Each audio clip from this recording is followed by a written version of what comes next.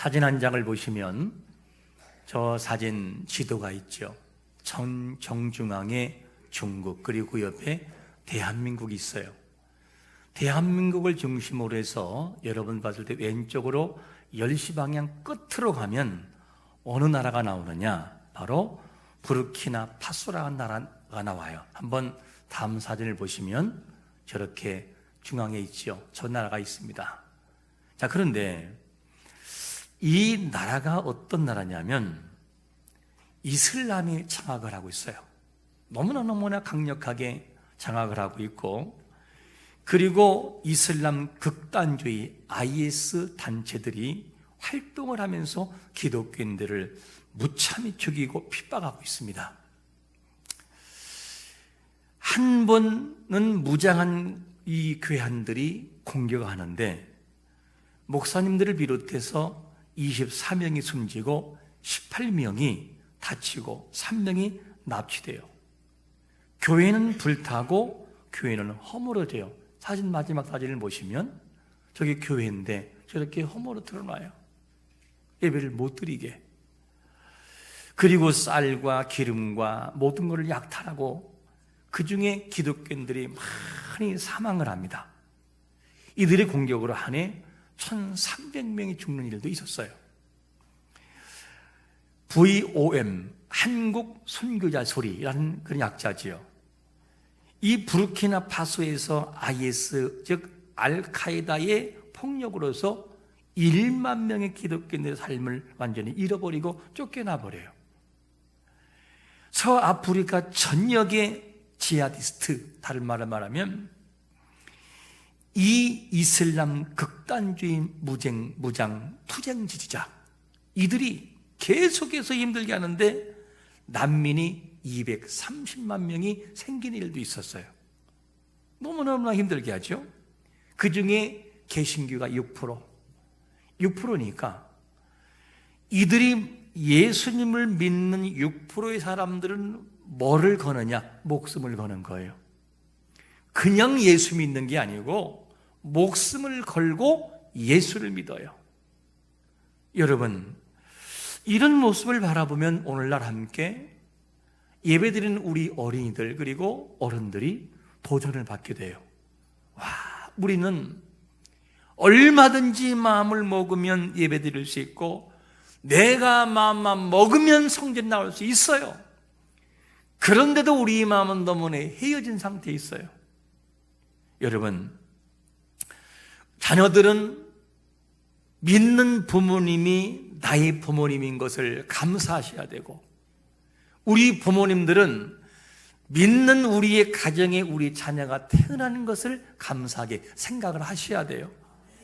그리고 믿는 것을 감사하고 아직 안 믿지만 믿을 가능성이 더 많다는 사실을 정말 감사해야 돼요. 이거 얼마나 감사한 조건인지 몰라요. 여러분, 자유롭게 예배드릴 수 있음을 감사하시기를 축원합니다. 이게 감동과 감사지요. 오늘은 어린이 주일을 맞이해서 부모에게 신앙의 유산을 물려받은 것에 대해서 우리 어린이들은 정말 감사해야 돼요. 너무너무 감사해야 돼요. 오늘은 특별히 우리 주일학교와 함께 예배드리게 되는데, 예배드릴 때 오늘 우리가 두 가지를 같이 봤으면 좋겠어요. 자녀들이 부모에게 어떻게 하는 것이 옳은가 하는 자녀의 본분, 그리고 부모들은 자녀를 양육할 때 어떻게 양육할 것인가에 대한 책임에 대해서 함께 같이 gem하여 살피면 좋겠습니다. 그럼 먼저 자녀들이 부모에게 해야 할 사명과 명령이 뭐냐는 거죠. 첫 번째로 뭐라고 말씀하냐면 부모에게 뭐하라? 순종하라는 거예요. 같이 한번 우리 1절을 읽어보겠습니다. 시작. 자녀들아, 주 안에서 너희 부모에게 순종하라. 이것이 옳으니라. 자녀에게 요구되는 것이 뭐냐면 부모에 대해서 순종하라는 거예요. 부모에 대한 순종은 당연한 일이기도 하지만 하나님의 명령이기도 해요. 그래서 반드시 순종해야 되는 거예요, 부모는. 그래서 하나님께서 부모에게 순종하는 자를 사랑한다는 것을 꼭 잊지 말아야 돼요. 부모에게 불효하는 사람은 하나님이 기뻐하지 않아요. 어떤 상황이랄지라도. 그러면 이런 질문을 할 수 있어요. 우리 부모님은 하나님을 안 믿는 사람인데 그래도 순종해야 되나요? 라는 질문이에요. 우리 아버지는요, 스님인데요, 순종해야 되나요? 우리 어머니는 이단에 빠졌는데요, 순종해야 되나요? 이 질문, 여러분 뭐라고 답변하시겠습니까? 하나님은 우리에게 내리는 명령이 뭐냐면 내 부모에게 순종하라예요. 너희 부모가 어떤 사람이냐가 문제가 아니라 네가 하나님을 믿는 사람이지 않느냐. 그러므로 나의 명령을 따라서 내 부모님에게 순종하라. 이것이 하나님의 명령입니다. 여러분, 상대가 어떠하든 하나님의 자녀가 해야 할 본분은 말씀대로 순종하는 것인 것을 믿으시기를 축원합니다. 이게 우리에게 하나님이 원하시는 답인 것이죠. 그러므로 순종해야 되는데, 근데 우리 믿는 사람들에게 완전히 한 구석에 있는 생각들이 뭐냐면 이런 생각들이에요.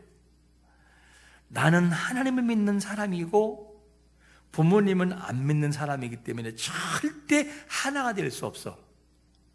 나는 하나님을 믿는 거룩한 백성이고 안 믿는 누구는 마귀에 속한 사람이야.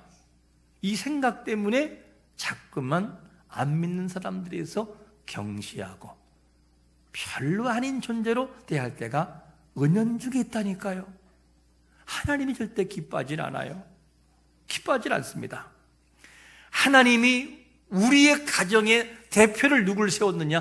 부모님으로 세운 거예요. 부모님이 아무리 못났어도 나의 부모님이에요. 아무리 못 배웠어도 나를 낳아준 소중한 존재이신 부모님이라니까요. 우리 어린이들은 부모님에게 순종하고 존경하시길 바랍니다. 할렐루야. 그렇게 하셔야 돼요. 이거는 의무예요. 명령이고 그것을 하나님이 기뻐하십니다. 그래서 하나님이 가정의 부모님을 세워서 우리란 존재가 태어나게 된 거였었어요. 하나님께서 가정의 권위를 부모님에게 맡겨줬어요. 너의 가정을 네가 이끌어보고 다스려라. 이런 권위를 주신 것입니다. 그래서 안 믿는 부모를 할지라도 함부로 대하지 말아야 돼요. 내가 거룩하면 얼마나 거룩하지요? 하나님이 우리에게 주신 것은 거룩하기 때문에 무시하라고 준 게 아니에요. 거룩하기 때문에 존중하고 사랑하라고 주신 거예요. 이 마음을 꼭 잊지 말라는 거죠. 그래서 불순종하는 것은 하나님의 뜻이 아니에요. 어떤 경우라도 불순종하는 것은 하나님이 원하는 것이 아니에요. 그러면 이런 경우에도 순종해야 되나? 라는 질문이에요. 어떤 경우? 부모님이 나를 교회에 나가지 말라고 합니다. 이것도 순종해야 되나요? 나는 불교인이 절대 너 교회 나가면 우리 집 망한다. 그러니 교회 나가지 말라. 이런 경우도 순종해야 되나요? 라는 질문입니다. 여러분, 하나님을 안 믿게 만들고 못 믿게 만드는 것은 무엇과 달린 문제냐? 영생이 달린 문제, 영생. 내가 영원한 죽음이냐 생명이냐의 문제예요. 이런 문제는 다른 문제입니다. 그래서 부모님이 정말 굳고 반대하고 너 절대 예수 믿으면 안 된다라고 한다면은 뭐요? 오통 벗고 싸우지 말고 어떻게 해요? 일단 한 발 뒤로 물러나세요. 그리고 그 다음부터 작정하면서 기도하세요. 10일이면 10일, 20일이면 20일 하나님 앞에 한 끼 금식이라도 하면서 간절히 기도하세요. 어떻게 기도하느냐? 하나님, 사랑하는 우리 부모님 마음을 움직여 주세요. 나를 그렇게 반대하는데 하나님이 아니면 절대 바꿀 길이 없습니다. 그 마음을 찾아가 주세요. 사울의 마음을 감동시켜 바울의 고백을 만들었듯이 하나님 그를 찾아가 주세요. 하나님, 성령이 오순절의 역사를 통해서 많은 사람을 놀라게 한 것처럼 하나님, 제가 기도할 때 부모님 마음이 녹아지게 하옵소서. 이렇게 간절히 기도하고 그리고 난 다음에 정중하게 부모님을 찾아뵈야 돼요. 빈손으로 가지 말고 선물 하나 가지고 가셔야 돼요. 불고기를 좋아하면 불고기 세트를 하나 가져가고, 어린아이는 불고기 살 수 없으니까 자기들 좋아하는 새우깡 한 봉지 사서 가져가야 돼요. 가가지고 하는 말이 정중하게, 정중이란 말이 뭐냐면 태도와 분위기가 아주 점잖고 엄숙한 모습이 정중이라는 단어예요. 이 자세를 가지고 이렇게 말씀드려야 돼요. 아버지, 어머님, 제가 부모님을 정말 존경하고 사랑합니다. 하지만 하나님을 믿는 문제만큼은 저의 의견을 존중해 줬으면 좋겠습니다. 제가 하나님을 믿어서 더 부모님을 존중하고 사랑하지 반대가 되지는 않습니다. 지켜봐 주세요. 그리고 제가 잘못한 것이 있으면 과감하게 꾸짖어 주세요. 제가 반드시 달게 받겠습니다. 지켜봐 주시고 이 아들의 마음을, 딸의 마음을 준비해 주세요. 정중함으로 나아가면 그 모습을 매몰차게 반대할 사람은 그렇게 많지를 않아요. 여러분, 집에서 기르는 강아지도요, 멍멍아 일로 와! 이렇게 하면요 다 눈치를 보고 싫어해요. 그런데 사랑하는 멍멍 땡쳐라, 잠깐 와줄래? 간식 있어. 아이고 이뻐. 그리고 웃잖아. 그러면요 꼬리를 막 치면서 다가와요. 말 못하는 개도, 강아지도 어떡합니까? 주인의 표정과 마음을 가지고 읽고 다가온다면 정중하고 성령에 감동된 입술로 기도하면서 한 말은 어떻게 될까? 울컥하는 마음에 감동이 주어져요. 그런 식으로 부모님을 대해야지, 너는 호적에 판다, 파세요, 사바나 드릴게요, 이렇게 비아냥대면서 부모님에게 대들면 절대 하나님이 기뻐하신 모습이 아니에요. 그러라고 우리 이걸 예수 믿게 한 것이 아니라니까요. 물론 그렇게 해도 반대되는 반응이 나올 수도 종종 있어요. 제 친구 목사님 중에는 두 분 있는데, 한 분은 고향의 친구, 제가 전도한 친구인데, 이 친구는 집안이 완전히 불교 신자예요. 그래서 얼마나 핍박이 심한지 몰라요. 매일 작대기로 맞고 밤이면은 그냥 울면서 담요를 가지고 교회로 뛰어가고, 너무너무 서러우니까 돌아가신 아버지의 산소에 가서 한없이 울다가 와요. 근데 그가 신학을 하고 목회자가 되고 어머니는 권사님이 되고 믿는 자가 됐어요. 하나님 그렇게 만들어 놓으셔요. 기도하면 하나님 그렇게 하신다니까요. 그런가 하면 한 친구는 고등학교 대학을 믿고, 그리고 난 다음에 너무 매를 맞고 하다 보니까 집에를 못 들어가요. 부모님이 안 계실 때 멀게 집에 가서 옷을 가지고 와야 되고 교회에서 학교를 다녔어요. 근데 마지막 그랬던 아버지가 돌아가시면서 예수를 믿고 고백하고 돌아가시고, 어머니는 집사님이 돼서 믿게 되고 그는 목회자가 됐어요.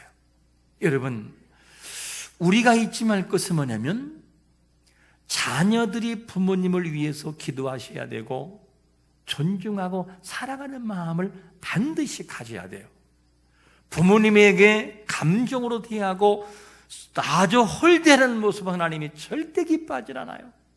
여러분, 안 믿는 부모라 할지라도, 어느 절의 스님이라 할지라도, 이단에 빠진 어머니라 할지라도 그리스도의 사랑을 가지고 변화시키는 역사가 있으시기를 축원합니다. 이것을 우리에게 사명으로 주신 거예요. 그래서 순종하는 자세를 가져야만 됩니다. 이게 중요해요.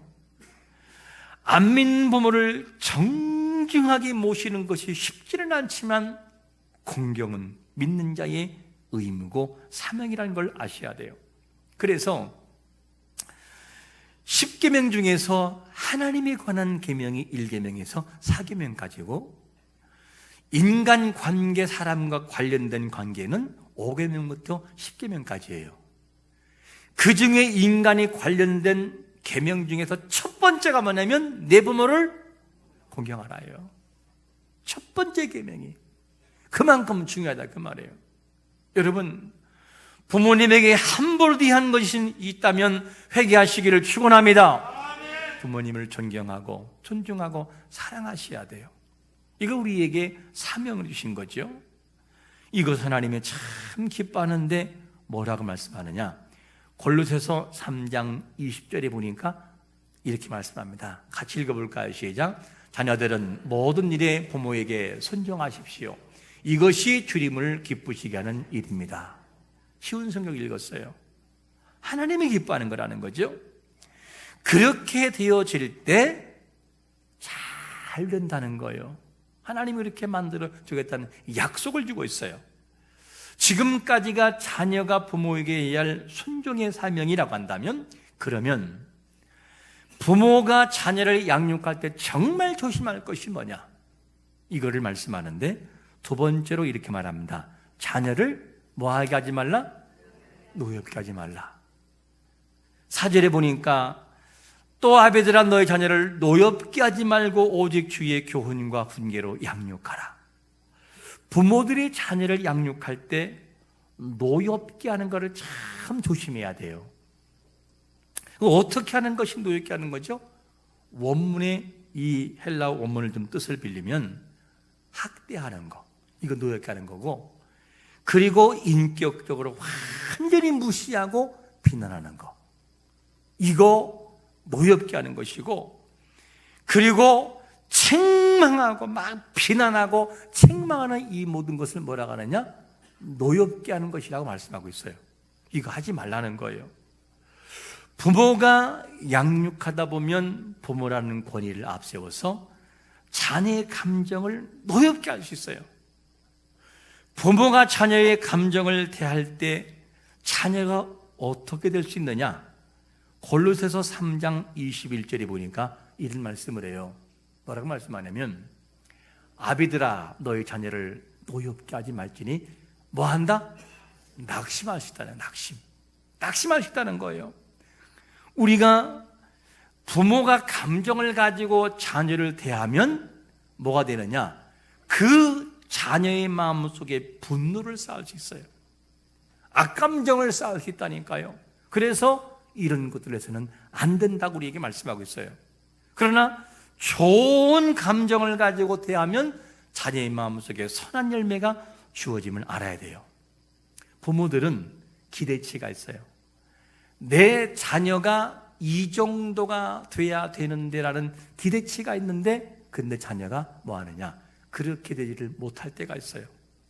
그러면 너무너무 막 속에서 화가 나요.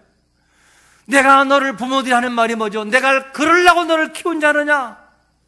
내가 고무신 신고 밥 굶어가면서 꽁보리밥을 먹으면 그렇게 키운 자냐고. 이야, 나는 그 얘기를 해요. 앉혀놓고. 그러면 그 얘기가 먹게 들어가느냐? 들어갈까요? 튈까요? 튀어요. 튀는 거를 뭐할로 얘기를 해요? 그렇게 하지 말고 속이 상할 때에도 조용히 앉혀놓고 이야기할 수 있어야 돼요. 어떻게 이야기하느냐? 때로는 좀 부모가 울먹이면서도 사랑하는 아들아, 내가 너를 너무 사랑하는데 근데 내 마음에 너무 속상하다. 아예 메시지로 내 마음에 너무 속상하다고, 너를 사랑하는 마음을 가지고 있는데 내 마음에 너무너무 속상해서 견딜 수 없다고 그냥 울어요. 거기서 울면 돼. 그냥 눈물 안 나면 고춧가루를 뿌려서라도 울어요. 그냥 울면, 진심으로 마음으로 아이를 놓고 울면요, 아이가 울컥하고 미안한 감정을 들어요. 그 다음부터 아버지 어머니의 마음을 듣기 시작을 합니다. 와, 내가 잘못한 것 같다. 뭔지는 몰라도 뭔가는 잘못한 것 같다는 마음이 들게 되는 거예요. 이 마음이 듭니다. 그래서 이 마음을 가지고 자녀를 양육해야지 그냥 잔소리만 하면은 그 말이 먹혀들이라는 걸 딱 닫아버려요. 우리가 자녀를 양육할 때 부모가 하는 것처럼 보이지만 부모가 하는 것이 아니고 하나님이 우리 자녀의 인생을 이끌어 가시는 것을 믿으시기를 축원합니다. 이것을 볼 수 있어야만 돼요. 부모는. 여호수아와 갈렙이 가나안 땅에 들어간 이유가 뭔지 알아요?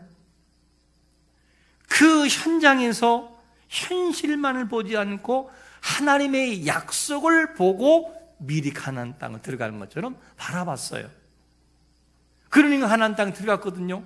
다른 말로 말하면 우리가 우리 자녀를 현실에서 보여지는 자녀의 모습만 바라보지 말고 하나님이 그를 향해서 바라보는 비전을 가지고 믿음으로 바라보면 자녀가 그렇게 되는 것을 믿으시기를 축원합니다. 그거를 볼 수 있어야 돼요. 그래야 자녀가 그렇게 되어져요. 여러분, 우리가 이렇게 될 줄 누가 알았어요? 몰랐잖아요. 우리는 이것을 볼 수 있어야만 돼요. 지금 우리 자녀가 기대에 못 미칠 때에 하나님께서 그를 향한 놀라우신 계획이 뭔지를 보는 믿음이 필요합니다. 이거를 보는 부모가 돼야만 돼요. 그래서 부모가 자녀를 양육할 때 잘못된 길로 가면 오냐오냐 하는 것이 아니고 성경은 뭐라고 하냐? 잘못된 길로 가면 과감하게 훈계하고 양육하라고 말해요. 그러나 그렇지 않은 경우는 많이 사랑해 줘야 돼요. 말 한마디라도 사랑을 해야 돼요. 표정 하나라도 좀 웃는 표정을 많이 해야 되고 그 아이를 한번 쓰다듬을 때도 사랑의 마음을 가지고 쓰다듬고 좀 안아줘봐요.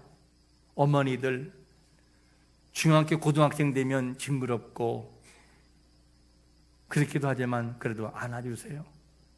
그 속에서 느껴지는 것이 다르다니까요. 이번 어린이 주일을 맞이해서 부모들은 자녀를 꼭 한 번씩 안아주시길 바랍니다. 안아주세요. 징그러워도 안아주시라고요. 그러면 아이들이 새롭게 느껴지는 마음이 있습니다. 그래서 어른들은 반드시 자녀를 양육할 때 자녀를 노엽게 키우지 말아야 돼요. 감정으로 대하지 말고. 그래서 아름다운 언어 습관이 늘 되어져야 되고 사랑의 표현법이 우리에게 있어야만 돼요. 옛 어른들은 그런 말을 하잖아요. 내가 자녀를 사랑한다고. 그런데 사랑한다는 표현을 하지 않아요. 사랑한다는 표현을 하지 않으면 자녀는 죽을 때까지 오해해요. 사랑하지 않는다고. 그래서 사랑한다는 표현이 반드시 있어야만 돼요. 특히 지금의 시대에는. 사람을 세워주는 말과 표현이 얼마나 의력적이냐면 한 예를 들어 보겠습니다. 한 아이가 있었어요. 그 아이의 아버지는 6.25 때 전쟁 때 한쪽 눈을 잃었어요. 그리고 팔다리는 다친 장애 2급 국가 유공자였습니다. 친구들은 이 아버지는 그 아이에게 달갑지가 않았어요. 왜냐? 학교에 가면 아이들은 뭐라고 부르는 줄 알아요? 원색적으로 표현해 죄송합니다. 병신의 아들이라고 해요. 병신의 아들. 옛날에는 병신이라고 했어요. 너무너무 잔혹하잖아요. 네 아버지는 병신이야! 이 얘기. 그러니까 아이가 학교를 가기 싫었어서요. 그리고 이 아이가 살아가면서 아버지가 그러다 보니까 가난할 수밖에 없었어요. 여기에 축농증이 있어가지고 너무너무 힘든 시간을 보내고 있었습니다. 이 축농증이 있었는데 축농증에 시달리다가 치료받기 위해 병원에 갔어요. 돈이 없으니까 뭘 내면냐? 카드를 꺼내요. 무슨 카드를? 국가 유공자 카드를 꺼냈어요. 병원에서 좋아할까요? 안 좋아할까요? 안 좋아해요. 그래서 간호사들이 쌀랑하게 대하면서 다른 병원에 가보라고 내보내요. 이렇게 몇몇 병원을 다녔지만 계속해서 거절당해요. 너무너무나 힘들었던 이 아이는 죽고 싶었어요. 정말 죽고 싶었어요. 그리고 학교에 가면 왕따, 병원에 가면 외면, 어디에서 의지할 곳이 없어요. 그리고 마지막으로 충농증이 너무 심하다 보니까 마지막으로 내가 병원에 가서 내가 한번 입은 만큼 마지막으로 한번 해보고 안 되면 나는 포기하고 죽는다. 그리고 마지막 병원에 갔어요. 어느 병원이냐? 김학산 외과라는 병원이었어요. 거기서 의료복지카드를 들고 냈더니만 간호사가 아무런 문전박대를 하지 않고 일반 환자와 같은 대우를 해주는 거였었어요. 그래서 일반 환자와 똑같이 대우를 해주기 때문에 너무너무나 감사해서 뭐라 하겠냐면, 이 아이가 의사에게 뭐라고 질문하느냐? 선생님, 왜 선생님은 저에게 일반 환자와 똑같이 대해주시나요? 이렇게 질문했어요. 너무너무 이상해서. 그러니까 얘야, 내가 신경 쓸 문제가 아니다. 그리고 본인 부담금이 있거든요. 이것도 안 받아요. 안 받고 아이에게 용돈을 주면서 딱 던진 한마디가 있어요. 그게 뭐냐? 아버지가 자랑스럽겠구나. 한 번도 들어보지 못한 얘기예요. 아버지를 향해 사람들이 뭐라고 했었어요? 애들이요? 병신이라고 했어요. 너무너무 아버지가 싫었는데 의사 선생님이 하는 말이 뭐냐면, 아버지가 자랑스럽겠구나. 열심히 공부해서 훌륭한 사람 되거라. 극단적인 선택을 생각했던 이 사람이 의사의 말 한마디에 삶이 완전히 바뀌어지기 시작을 해요. 그리고 아버지가 부끄럽게 생각했던 그 마음이 틀렸구나, 아버지가 자랑스럽구나, 이렇게 생각이 뒤바뀌어 버리고 긍정적으로 바뀌게 돼요. 그리고 이 아이가 열심히 공부했어요. 그리고 의사가 되는 겁니다. 바로 그가 누구냐? 대한민국에 사는 사람이라면 거의 알 수 있는 대한민국 최고의 외상외과 의사이며, 아덴만 여명 작전 2017년 판문점 귀순 북한군 총격 사건에서 석혜균 선장과 귀순 용자를 직접 수술해서 살리는 사람이 누구냐? 이종국이라는 사람이에요. 사진 볼까요? 저 사람 알죠? 저 사람이 그 사람이에요. 얼마나 훌륭합니까? 말 한마디에 이렇게 인생이 바뀐다고. 말 한마디예요. 내가 말을 한마디로 어떻게 따라서 자녀가 틀릴 수가 있고 세워질 수가 있어요. 그래서 우리는 자녀를 양육할 때 절대로 분노하게 만드는 일을 좀 삼가셔야 되고, 자녀를 정말 마음속에 막 칼을 갈게 만드는 일을 하지 말아야 돼요. 혹이라도 그런 사람이 있다면 자녀에게 진심으로 사과해야 돼요. 내가 너를 키울 때 잘 몰라서 그랬다. 미안하다. 이 아빠의 부족함을 용서해다오. 그리고 자녀를 위해 기도하면 자녀가 펑펑 울걸요. 이게 필요합니다. 말이 얼만큼 중요하냐면 잠언서 12장 18절 같이 읽어보겠습니다. 시작. 칼로 찌름같이 함부로 말하는 자가 있거니와 지혜로운 자의 혀는 양약과 같으니라. 할렐루야. 야, 말로 한마디가 그냥 칼같이 드러내는 사람이 있는가 하면 한마디 한마디가 양약이 돼요. 힘이 되고 용기가 돼. 이런 사람이 있어요. 부모의 다정하고 사랑하는 한마디가 자녀를 선한 길로 인도할 수 있다니까요. 이걸 잊지 말아야 돼요. 가정에서 부모와 자녀의 관계는 가장 행복한 천국에서 만난 천국의 동지가 될 수 있어요. 이걸 잊지 말아야 돼요. 가정에서 부모는 반드시 자녀를 정말 사랑해야 돼요. 그리고 자녀는 부모를 존중하고 존경해야 돼요. 이것이 가정의 달에 하나님이 원하시는 마음인 것입니다. 오늘 우리가 기억할 말씀, 사랑과 존경으로. 부모는 자녀를 정말 사랑하세요. 오늘 꼭 가셔서 안아주면서 얘들아, 아가, 그래야 내가 너를 너무 사랑한다. 그리고 마지막에 한마디 하세요. 사랑한다는 말을 뒤늦게 해서 미안하다. 한마디만 한번 해보세요. 그 마음이 어떻게 바뀌는지. 그리고 자녀들은 부족한 부모라 할지라도 존경하세요. 순종하세요. 이것이 하나님이 원하시는 모습인 것입니다. 이것이 가정의 달에 부모와 자녀가 서로 사랑하고 존경할 의무라는 것이죠.